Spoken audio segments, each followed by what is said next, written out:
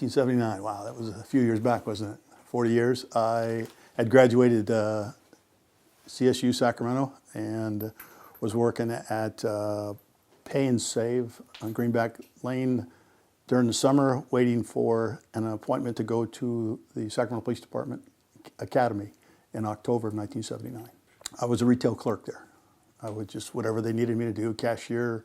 I worked in the different hardware, worked in garden, worked in stocking shelves, whatever they asked me to do, I did. There was an article in the Auburn newspaper stating that Jeff Gardner and Ronald Stillwell had arrested Joseph DeAngelo for shoplifting, and that we had a struggle with him during the course of detaining him. And the newspaper says, and what was also told by this researcher, that I struggled with him. I removed a hammer from his inside of his pants. He continued to fight with us at some point, and he was put in a chair and tied up in the chair. Well, we called the sheriff's department, who responded. He was in the news all the time, the East Area Rapist at that time. That's what he was known as.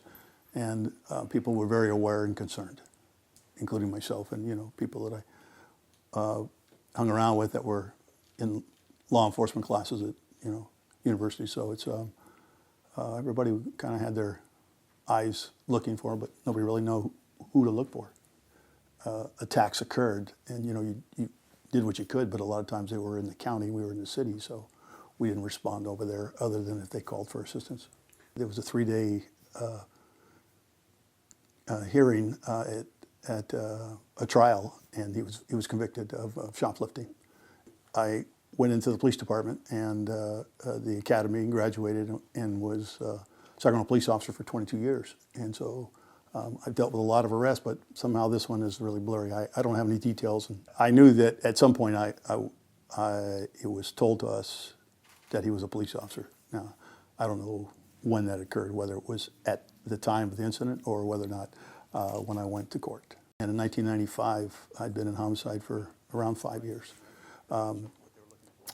My lieutenant, DeAngelo, was telling us that there was a call that came in about a bombing downtown at about 13th and I Street.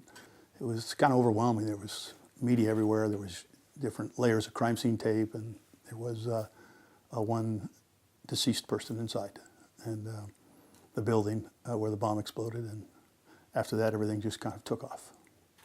Right. Yeah, and there was a death here,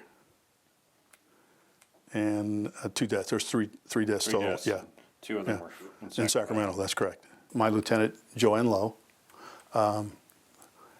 and I then were asked to go to San Francisco to the Unabomb Task Force, and we spent 3 days there.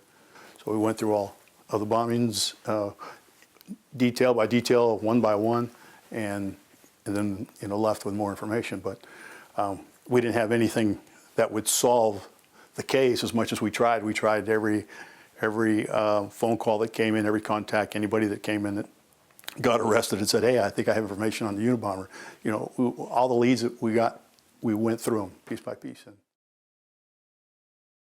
Adrian was a 3-year-old little boy who was, that's a tough one because, and it's been a while, and I believe January 1996, if I remember, his mom had tortured this little boy and would tie him to the bunk beds on the top, and she would burn him, Tammy Holocross, and she would burn him and torture him and tie him. And CPS had been given information over the time, but they kept giving him back to his mom and after they took him out of the house. And on this last occasion, it was too much, and he got really ill because of all the damage that the mom had inflicted to him, and went to the hospital. And that's when they called us, and they said, "We have a little boy that's not in very good shape. We need you to respond out." So we went out to the house there. What a mess that house was.